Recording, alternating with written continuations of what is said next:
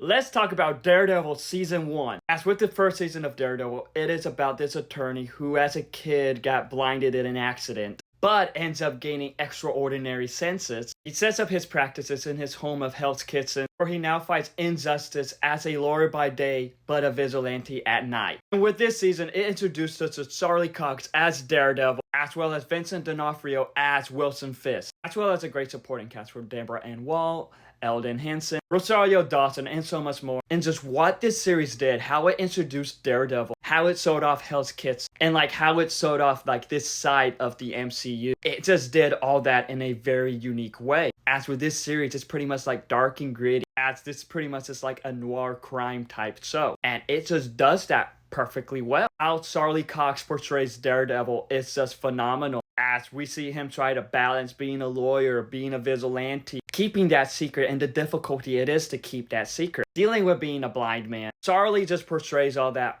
perfectly well, and in my opinion, he is one of the best actors in the MCU. And just what we see in this season, slowly the rise of the Kingpin, while Matt Murdock as Daredevil is trying to bring him down, trying to bring down his operation, trying to expose him with a little bit of help from Karen Page, Foggy Nelson, and Ben Urich. We see him be a little bit pushed to his limits on what he will do to stop evil. But yet there are some interesting parallels with the two of them, as in a way they're both thinking they're doing good, but Wilson Fisk is trying to do good in his own twisted evil way.